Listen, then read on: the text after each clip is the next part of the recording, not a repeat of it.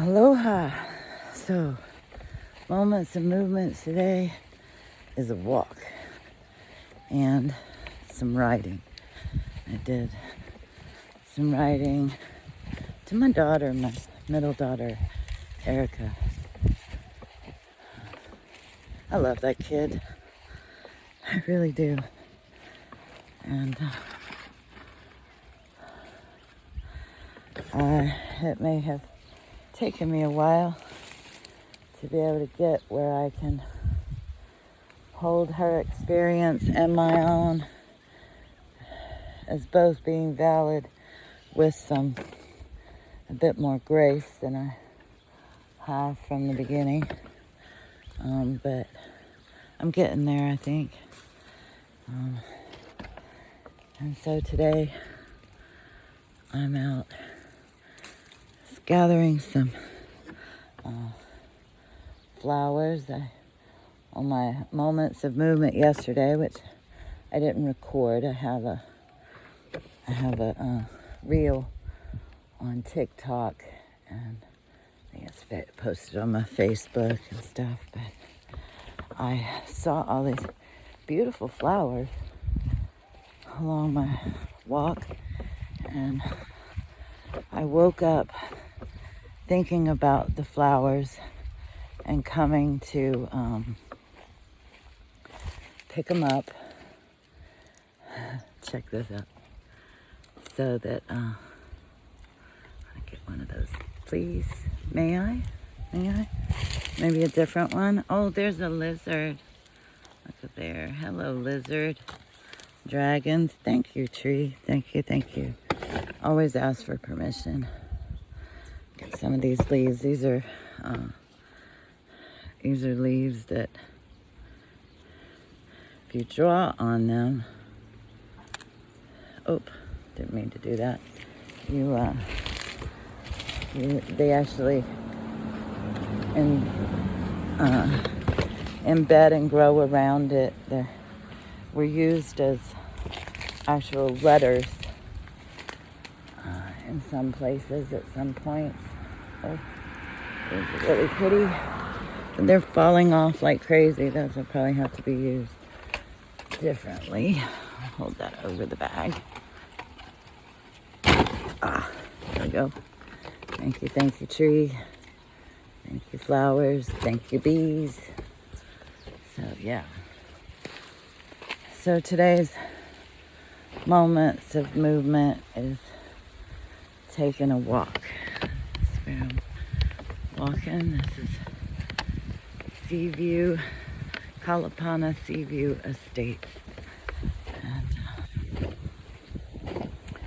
I'm moving through some of the, getting a real good awareness of the fawn response and the internal just that comes with not fawning. How inbred that is inside of me. I'm just getting a deeper understanding of how it plays out in the dynamics of relationships that I have participated in, and getting to separate myself from that so that I don't replay that again in the future. And even like who I am without that. And like I'm still a caring, kind. I genuinely find joy in others finding joy. And I really do find joy myself in encouraging and empowering other people and building them up and service. And I love the elder support.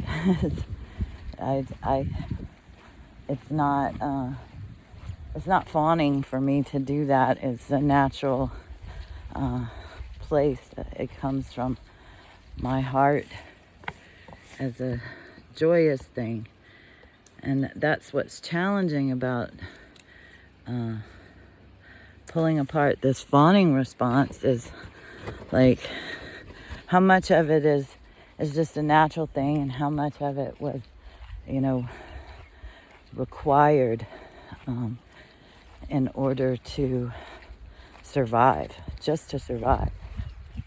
And I'm realizing like most of my life, I've pretty much only known survival. My body has been in this survival state. I've had moments where I was able to drop down in a bit that was out of survival at times, but I was still running those programs quite heavily and at the least little thing.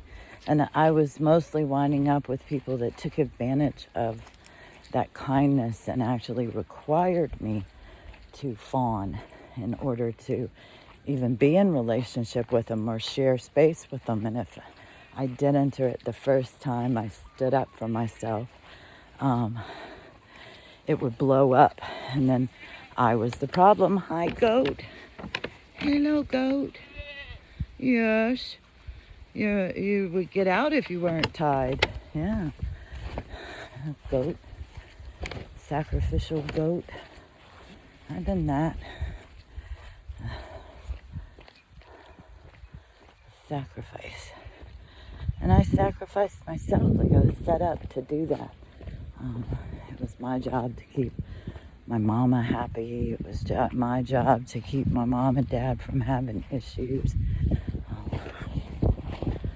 Yeah. Look at these. These are really pretty. Let's get some of those.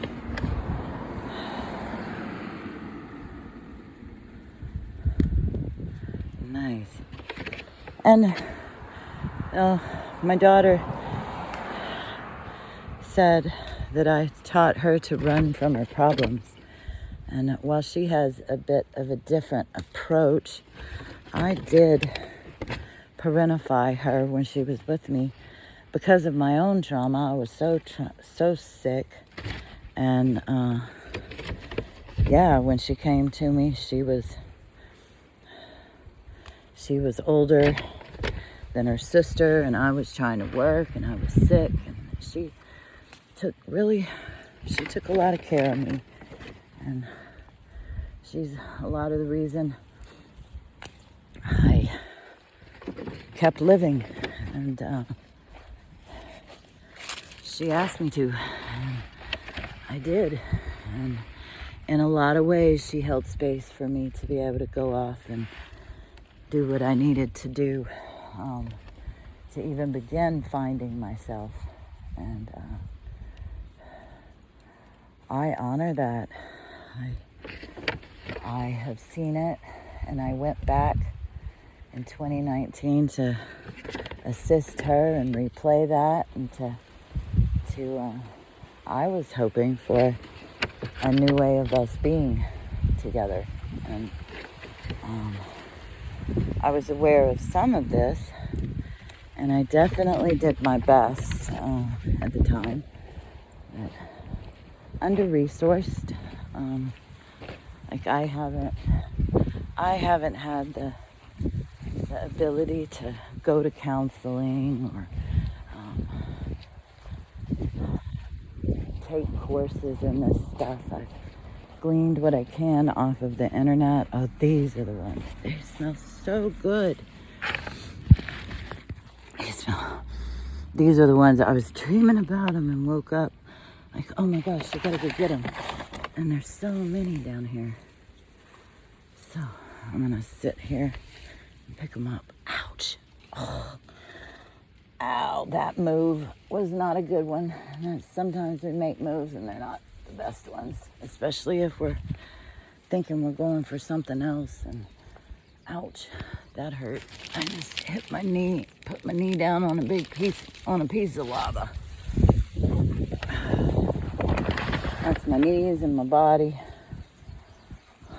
I'm attempting to keep them in shape a bit here by moving, but they're giving me problems. Not quite Oh my gosh, this just smells like heaven under here, and the tree is just dropping them on me. So I'll have more and go back and do art with Lady Judy and have her moving a little bit and have it be play and art and pretty. That's what I'm attempting to do with this whole blasted story. And it's not my daughter is wrong and I am right or any of that. It's that the whole system failed us both and all, and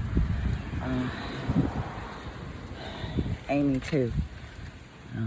I lost my youngest to fentanyl overdose suicide, and a lot of these same dynamics, different presentations, and some of us have a little bit more, I guess, resilience or skills, abilities somehow to survive through it. And I do believe I did not raise my kids with as much of it because they've been able to stand up and tell society and stuff F you over things a lot younger and go their own way unapologetically for the most part, even turning on me and standing up for me, standing up against me, which, hey, I may not like that it's directed to me, but I celebrate the fact that they're choosing their own path, and I have respected their right, even dare say responsibility, to do their own thing with their own children and with their lives. And I really did do my best just to stand with them and encourage them and allow them to be bigger than I was able to be allowed, and listen to them more and care about them more and show up for them more than my parents did for me. I'm not saying in any way, shape, form, or fashion I did it perfect, and I hope they're not holding themselves to a level of accountability of perfect, because none of us have instructions, and kids don't come with instruction books, and each generation is facing its own struggles and challenges that the one before really can't comprehend, and they can't comprehend so much the one ahead of them. But we can have compassion for each other, and we can support each other in our own soul paths and approaches, and celebrate that at least we're giving it a go. Like, if you're not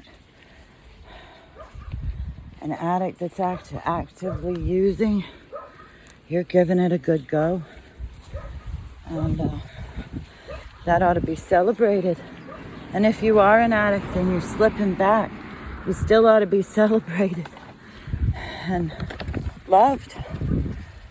More love, not less, is my approach, rather than the tough love of my family. I've withdrawn when I just couldn't hang in the pocket anymore, but I've come back, and each time I came back, I was a bit better. And trying to do this, there ain't no instruction book, especially for the amount of trauma and chaos and stuff that my life gave to me and my children. And my hope is that somehow, some way, someday, perhaps, that we're able to see each other, both of us, as women who have struggled and who are better teamed up than we are apart, and not be a danger to each other's mental health. Oh, there's butterfly. Transformation. That's my hope. transformation for the good of my grandchildren.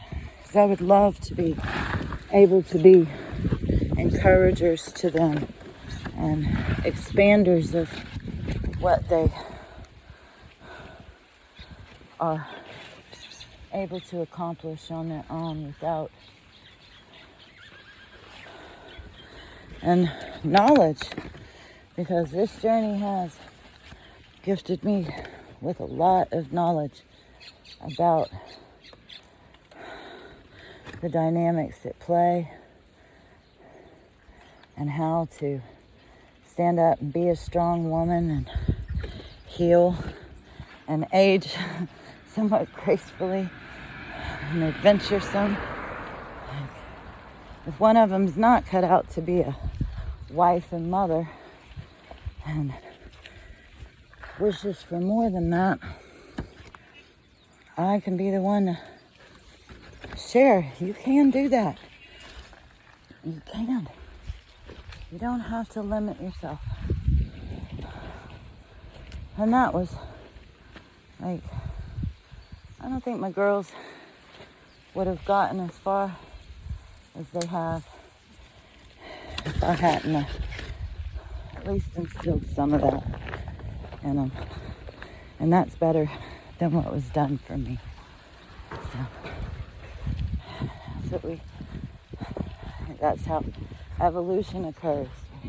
There's our goat. Hello. Oh my goodness. Hi, what are you doing? What are you doing? You better get back in there. Get back in there. Goats.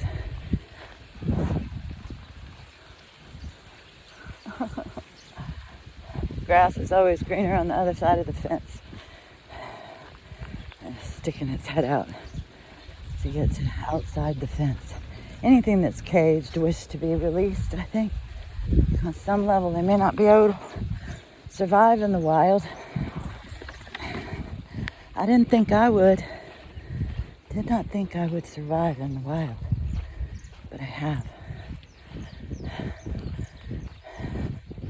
I got mean survival skills, like I said in that letter. That little note I wrote.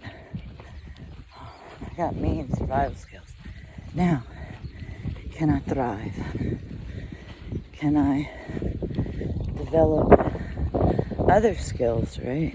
Move from survival and not be operating and moving, which that's what the fawning is. Fawning is different. Servitude is different than service. Service without sacrificing oneself, being able to include yourself. And I prayed hard from the depths of my being down into my soles of my toes for a nest where I was appreciated and respected, and where I was able to be in service but also have my own needs cared for, which one of my needs is my own private space, and time alone, and ability to be able to take time to do my art and focus on healing and not be required to fawn. And ask and it shall be given, I suppose, when it's good for your soul. This is good for my soul, body, mind, and spirit, and my pocketbook. So, in alignment, I feel so different, so much better. Maybe someday that'll, they say every healing builds on every other healing, and when we do this for our lineage, others behind us receive the healing whether they know it or they don't. More so if they actually tap into it. But they were setting us all free. Liberation from all of the toxic patriarchal survival programming. Whew. That was some movement, eh? It's a real movement, 20 minutes. Your heart rate up for a bit. And it hurts. My heart hurts when it gets to going like that. It skips some beats, starts hurting. But damn it, if I'm gonna die, I'm gonna die living. Not live dying or dead. Out of fear, I'm gonna die. My heart goes funky, so. Anyway, let's push it to the limit one more time. Anyway, almost back in an enchanted jungle. I'm gonna turn this off now and go create an art piece. Oh my gosh, if you could just smell. Oh man. This smells delicious. Yes. Peace.